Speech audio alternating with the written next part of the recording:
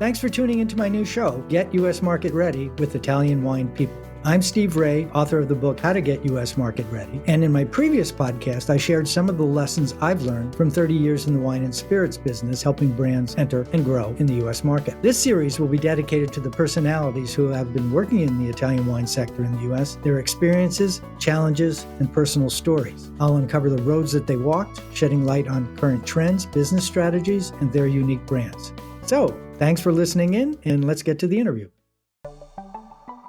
Hello, this is Steve Raye, and welcome to this week's edition of the Italian Wine Podcast. As I mentioned last week, we're starting with a new format this week, and instead of reading the book, we're going to be talking to people who are actively engaged in the Italian wine business in the U.S., but maybe some folks that you don't normally hear from at trade shows, events, and trade articles. And we're going to start the series off with Giuseppe LoCascio. Giuseppe is founder and managing partner at Vintners, that's VNTNERS.com, vintners.com without the I, and also as a broker for a selection called Selezione Varietale. Did I pronounce that okay, Giuseppe? That was great. Yeah. Thank you, Steve. Okay, I'm going to pass it over to Giuseppe to give a little background on who he is, where he's worked, and what he's doing now. So why don't you fill us in on your history? Thank you for the introduction, Steve. Yeah, I have to say I've been lucky to spend pretty much all my adult life in the wine industry, specifically in fine wine imports and distribution. My uncle, Leonardo LoCascio, is considered one of the pioneers of fine Italian wines in the U.S. And I started working in wine when I was slightly less than 21 years old, for the record. So I did my very first in Italy when I was 16. Then when I was finally legal age and I moved to the US, I started working in wine bow, really from the ground up, starting from the warehouse and then ending in brand management, sales management, portfolio management. I spent nearly 20 years at Winebow. So I was, let's say, in a way, born and raised in the wine industry in the US. And now you've picked up and moved to California. Tell us about that. Yeah, that is correct. That was part of a life decision other than just a work decision. All my direct family has moved to California in the last 15 years. And even though I was born in New York and I will always be a New Yorker at heart, but with my wife, we wanted to have a little bit of a change in our lifestyle, and Northern California sounded great to us. And we moved in June 2020. Let's say the pandemic really gave us a huge push to do that. And we now live in Sacramento, so Northern California. This is where my brother lives, and we love it. Great. Okay, let's get into the questions. One more thing I did want to mention, that Giuseppe's a graduate of the Vin Italy International Academy, and that may color some of your comments as we go forward here. I'd love to hear that perspective. But let's start right off with kind of the big question that everybody's wrestling with is, okay, we've got COVID now. It's had a tremendous impact on the American market. What do you see as the opportunities and challenges that are facing Italian wineries in the U.S.? And more importantly, or as importantly, what do you think is coming next? Yeah, I'm sure, Steve, I and all my colleagues and you as well, we've been monitoring things since the very beginning of COVID. And let's say in the very first couple of months, I think it was very apparent that, the sales really switched to the off-premise, which means really retailers and shops, wine stores, grocery stores, while, social distancing restrictions were keeping restaurants closed and all of that.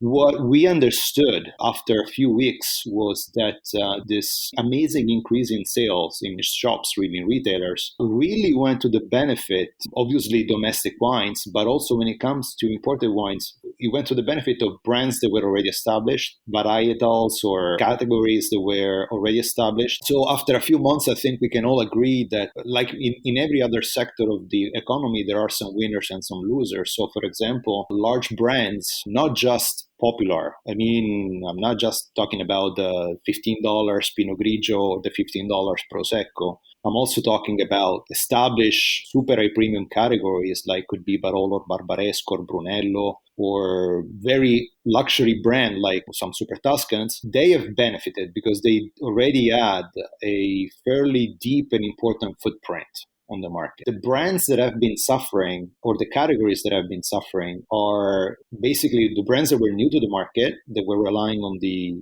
hand sale from a sommelier or from a shop owner, or the varieties, and I'm talking about specifically Italian wines, or the varieties that where, Italy has a lot of native varieties, but they're mostly unknown to the general public. So all those have been struggling because, and I'm sure this is clear to everyone now, what COVID broke was that link between the consumer and the last ring of the chain of the supply chain that brings those wines to them. So for example, to sell, I don't know, a Nero di Troia, okay, from Puglia, and I don't have any, so I'm talking just as an example. This is a wine that requires a hand sell, either from a sommelier, from a captain in a restaurant, or from those fine wine shop where you have some service personnel on the floor that guide the purchasing decision of the consumer. So all of those have been suffering. Okay, so on the other end, I'm sure you've seen the numbers for like Prosecco or Pinot Grigio, and if you look at the numbers of in general imported Italian wine, they're actually not that bad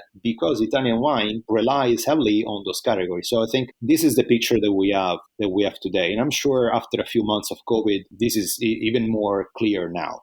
Okay, thanks. That kind of segues to a parallel issue that I tend to focus and deal on, and you've created a company to address. So I'd like you to talk about that. That many Italian producers, both those that are currently here and those that would like to be here, feel that A, they don't understand the three-tier system, but more to the point, the three-tier system is an obstacle of some sort that, they have to go through an importer, a distributor, and then ultimately a retailer or an on-premise operator. And it's a challenge each step of the way. We're also aware that there's a lot of changes going on in regulatory issues in the United States that are making it maybe not easier, but more options for suppliers, both those that are here and want to expand and those that aren't here and want to come here. Would you comment on that? Yeah. So for sure, I see two things. On one end, the three-tier system, it's not being dismantled, it's not going to go anytime soon, right? Unfortunately, in a way, because yes, it is an obstacle to a lot of either new producers that want to come into the US market or producers that want to change the way they get to the market. But I do not see any political capital behind dismantling the three-tier system. So that's something that I think is going to stay. On the other end,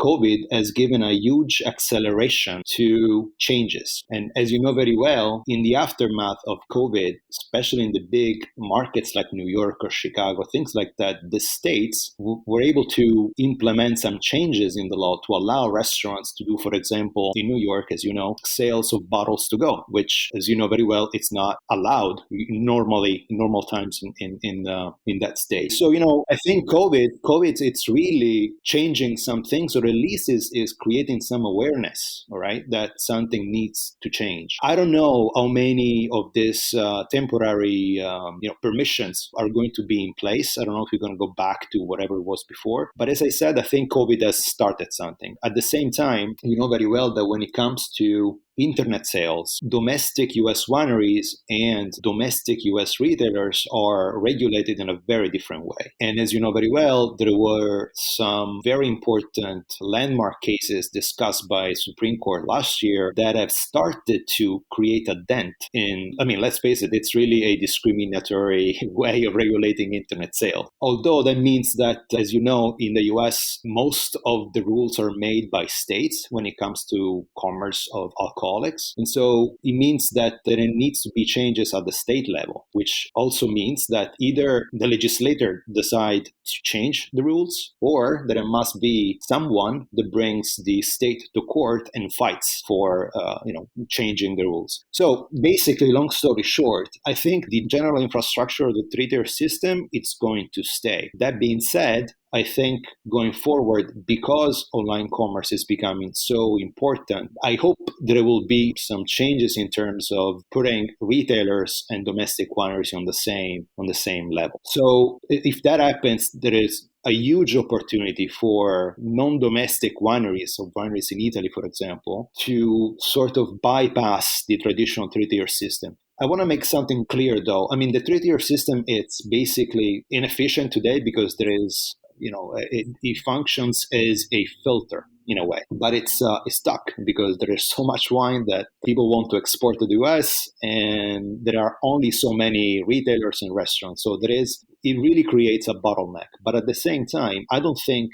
distributors are going to go away. I don't think importers are going to go away. You need those actors in a healthy wine industry because they do have a really important role in distribution. So basically, even if online retailers start to be able to have less restriction, you still need a winery in Italy still needs a distributor because they need to create inventory locally. They need to represent the brand with a larger pool of trade accounts. A retailer can sell the wine directly to consumers, but as you know, it's a really, really competitive market. And thinking that one can solve the problem of selling to the US only through an online retailer, it's a little naive. Because if I was a winery, I would want my wines to be also in restaurants. I would want my wines to be also in other retailers. So I think it's going to be good if things start to open up for the e-commerce in the US. But as a winery, I think I would want to have an importer or I would want to have a distributor. Just as a mix,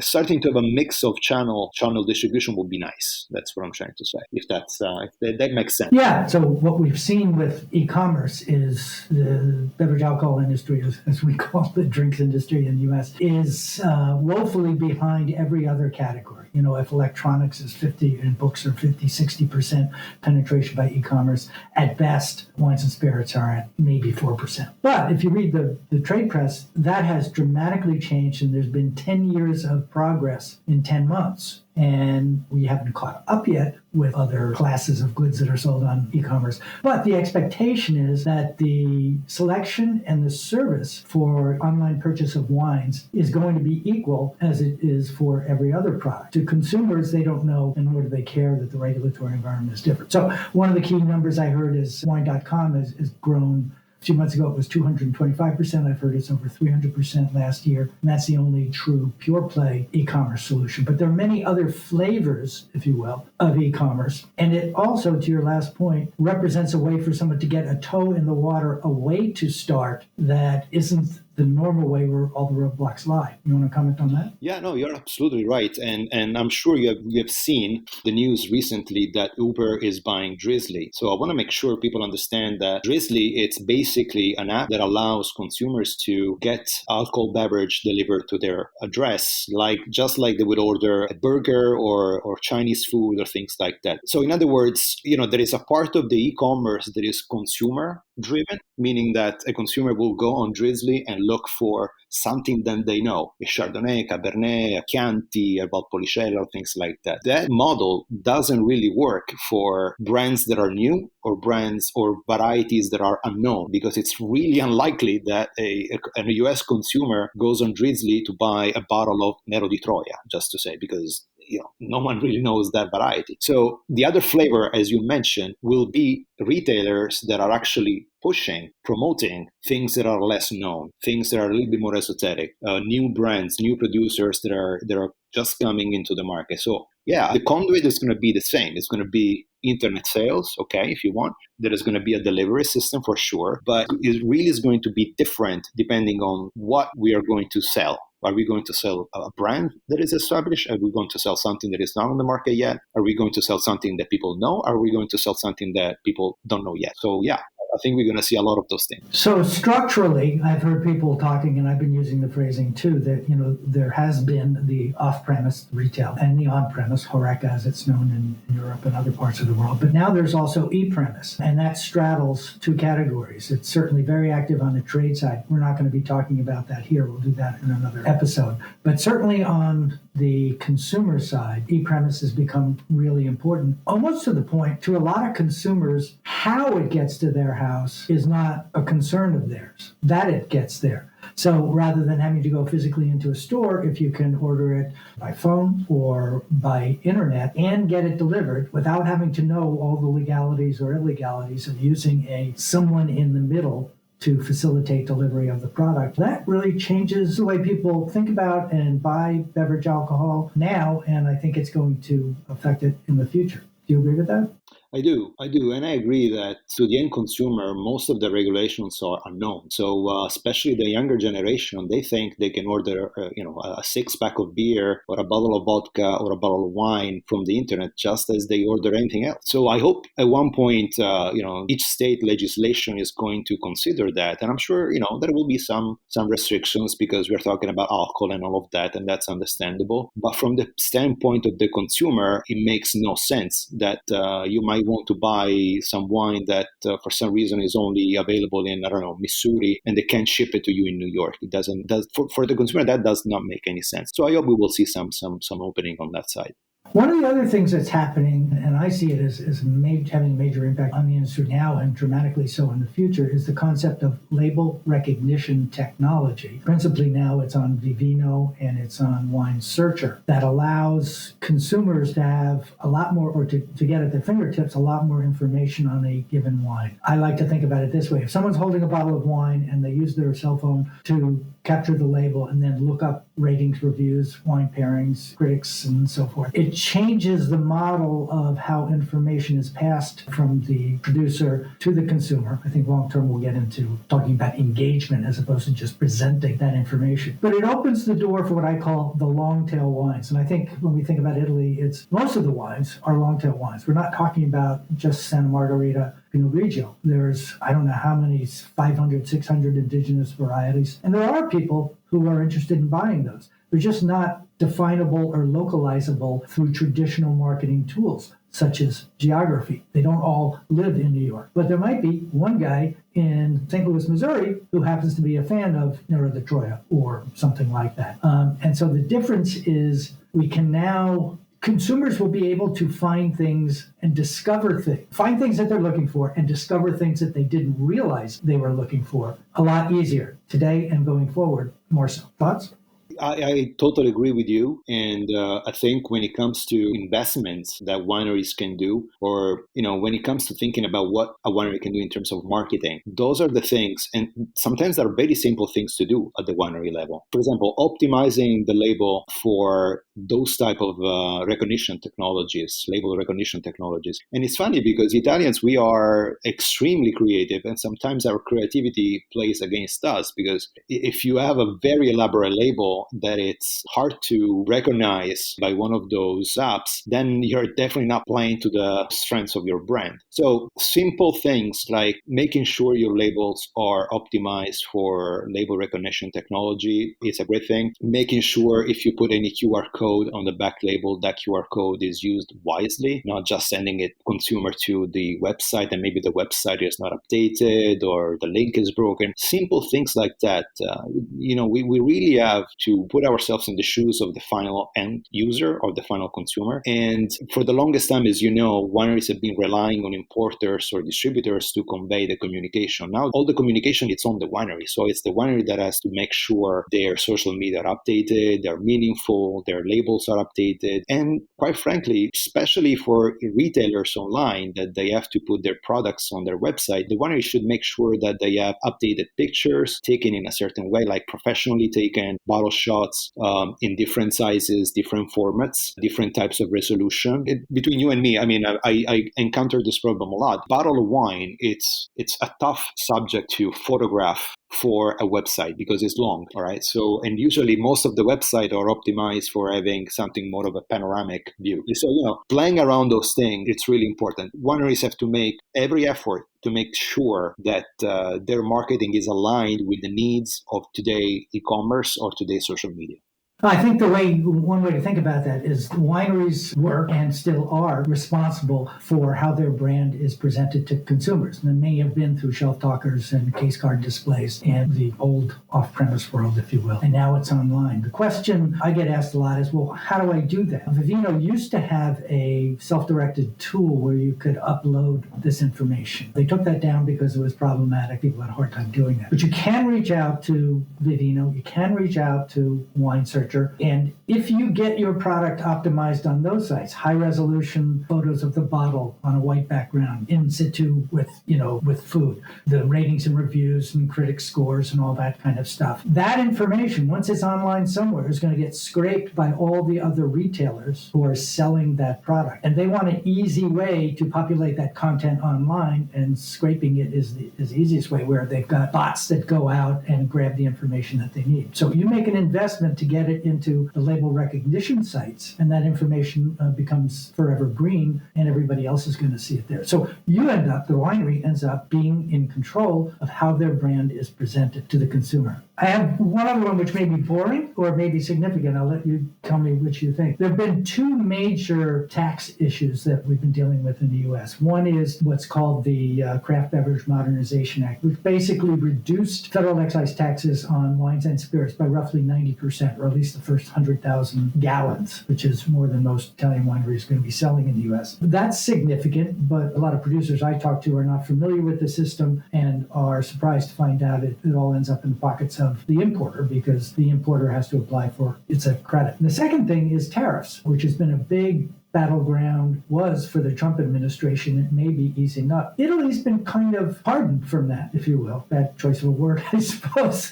But, even countries like Great Britain and the Scotch business and France and the wine business and Spain, for that matter, have been hit really, really hard. Italy's been free from that. Have Italian wines taken advantage of that? And if so, do you have any examples of that?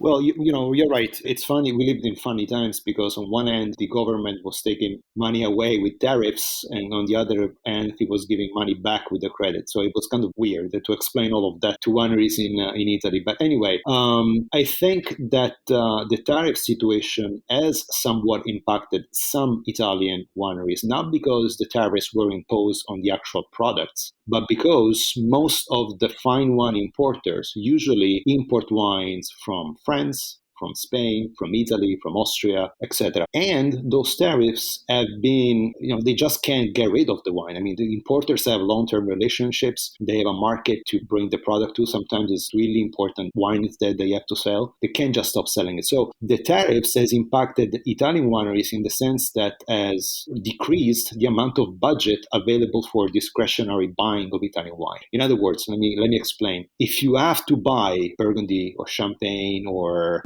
whatever, French wine or Spain, and you have to buy it, you can probably decrease the quantity, but you have to bring something in. You can't just stop buying it, and it's costing you more. Then guess what? You're gonna buy less of Italian wine that you don't really need that much, or maybe it's those esoteric wines that there is a very low risk of going out of stock of them, if you know what I mean. So it is true, tariffs have not been applied to Italian wines. But to certain extents, they have created an issue. Obviously, Italian brands that are very strong have not suffered anything. And I think to a certain extent, they have benefited from the tariffs. I'm sure people that were buying least expensive champagne probably moved to higher end Italian sparkling wines. But again, it's not a clear picture. There have been some collateral damages, so to speak. So it's not all roses. It's the tariffs have been a problem for Italian wine as well.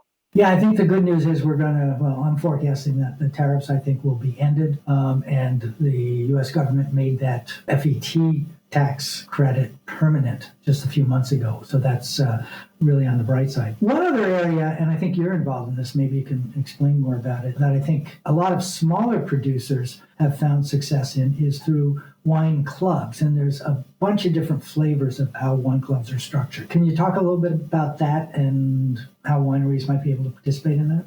Yeah, for sure. So let's say there are a couple of wine clubs that also import wines, and that probably it's a great way for a winery to establish a direct contact with the U.S. consumer. But most of the wine clubs sell wine that it's already in the U.S. So the wine club would buy the wine from a distributor. So bypassing the three-tier system, it's not as easy as we think yet. But wineries that already have a good footprint, a good recognition, they have a few wine clubs that are are supporting the growth of their brand. It really depends. If it's a winery, it's completely new. It's unlikely that a wine club that also imports the wine directly will probably pick them up, because unless it's a wine club that it's followed by consumers that trust them blindly, you need some brand recognition. It's really risky to put in a wine club a wine that has zero recognition whatsoever. You need something that has a little bit of recognition, maybe not a super popular wine, but a little bit of recognition. So yeah, it's a great way to do it. And I hope in the future there will be more wine clubs that will import directly. It's something that with Vintners we are considering doing. The logistics of being an importer and a wine club are complex, to be very blunt. And so I think the shortcut is to work with wine clubs that are buying the wine already in the US. Going back to what I was saying, having an importer or having a distributor, it's still something that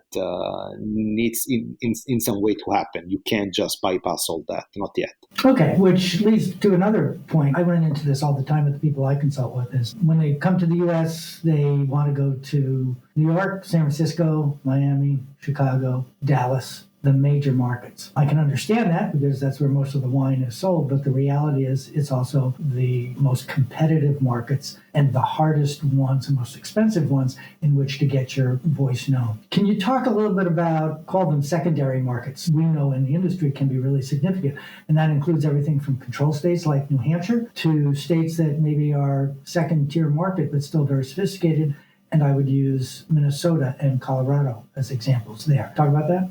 Yeah, for sure. I think COVID had an impact on that as well, because as you know, major metropolitan areas like New York, Chicago, to a certain extent, LA, San Francisco for sure, a lot of professionals, and I'm speaking about specifically on-premise professionals, so sommeliers, wine directors, and all of that, they have moved to less expensive places. They have moved to places maybe where there were less restrictions on the restaurants, or they have moved and they changed career. I know a couple of really important sommeliers that used to work in New York, and they are now retailers in Colorado. So yes, what we call the secondary market, that's the beauty of the US market. It's still growing in that sense because people are moving, and people with an amazing background in selling fine wine are now not just working in New York or Chicago, San Francisco, but they are working in, I don't know, Tulsa, Oklahoma, rather than St. Louis, Missouri, and things like that. So this is, I think, the most important angle that we can use to explain the growth of the US market. It's a knowledgeable market when it comes to trade buyers.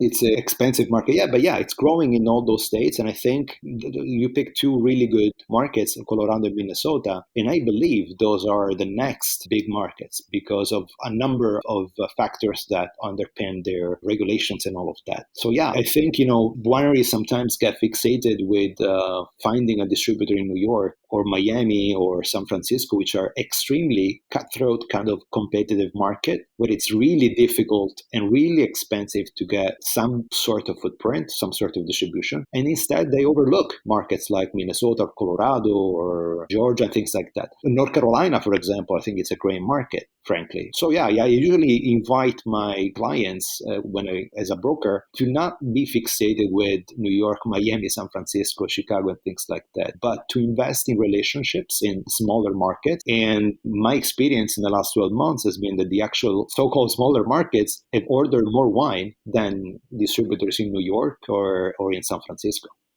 Okay. We had mentioned the trade side of e-commerce, and I said we'd talk about it another time, but I'm going to do that now anyway because we might have some time to do a patch, so I'm going to tee you up here. One of the big areas that we've seen tremendous growth in is e-commerce at the trade level. So whether it's a service such as 750.com or similar, retailers, on-premise operators are learning that they can do the ordering themselves without necessarily waiting for a rep from a given wholesaler at their site. Do you see this being some sort of a fundamental thing that's going to change forever in the future? Or what impact is this going to have on the role and function of a sales rep for a distributor? That's a great question. And, I think it's another part of the industry that has been disrupted, or maybe the disruption has been accelerated by COVID better. So in the future, I see that large and very large distributors will probably rely more on these order platforms. And as you know very well, I think both RNDC and Southern are developing their own platform. And so, again, we have to think of the market in terms of segments, in a way, like brand segments. If customers will probably, so a restaurant or a retail store won't probably have to call up a rep to order their 20 cases of vodka or 20 cases of Pinot Grigio. Those items don't really require service in the sense they don't need to be explained. The customer can just browse by price point, or they can browse by category, things like that. On the other end, I think it's going to be vital to have skillful, knowledgeable salespeople to sell complex products, new brands, esoteric varieties, and things like that. So I think the market is going to have two sides. You will have the trade commerce platforms where buyers can buy whatever they need, and they don't really need a physical person to go call on them and take the order. That I think that is going to go away for the most part. But you will have a smaller distributor, boutique distributor, high-end distributor. They will have an account manager that will call on restaurants or stores and guide them through their books and guide them through buying decision. Because, as a buyer myself, I call my rep and I say, okay, this is what I would love to do. What do you suggest? So I think the market is going to be split in two. But for the most part, I think the large distributors probably will have less people on the field, like high-end account managers for the more complex part of their portfolios.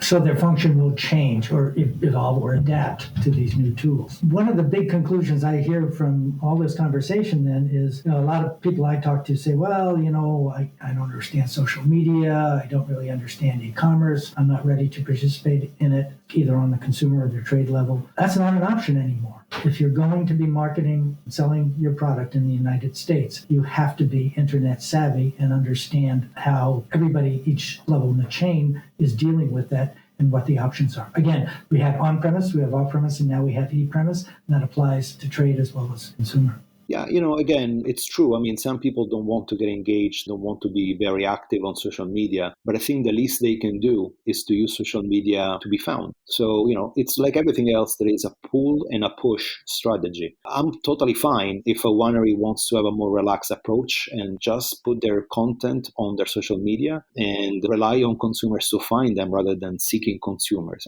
That's fine. But I think the least wineries can do is to make sure their internet presence, so the website, the social media, all the marketing tools are updated and in line with what the market needs, which is high resolution, clear content, good English. It's simple things like that. And that can be used by both consumers and the trade. So I think if I was a winery, I would probably invest in polishing all of that and making sure what I need to communicate comes out clear. And it doesn't really matter if you're then hiring someone to find new followers or all of that. But if someone follows you or someone finds you, make sure that someone understands what you do, how you do it, and what makes you different from the rest. That's the least wineries can do. Thanks for that. I think the big takeaway here is optimize your content online with high resolution images and content that fleshes out how a brand is perceived, because you as the supplier are the one in charge. Well, it looks like we're out of time, and I want to thank Giuseppe LoCascio of Vintners, VNTNERS.com, and the Giuseppe LoCascio Selezione Varietale, who's been speaking with us this week with his observations on how the U.S. market is changing and adapting in a world of rapid change, including taxes as well as COVID. Optimize how your wine is presented to consumers as well as the trade by making sure that you have high quality images and information on the wine, ratings, reviews, wine and food pairings, and so on and so forth on the primary label recognition sites, Vivino and WineSearcher.com. It's probably the easiest and simplest thing that you can do, and also the one that's going to pay most dividends down the road. Thank you very much. This is Steve Raye, and I look forward to seeing you join us next week on the Italian Wine Podcast. Thank you, Giuseppe. This is Steve Raye saying thanks again for listening on behalf of the Italian Wine Podcast.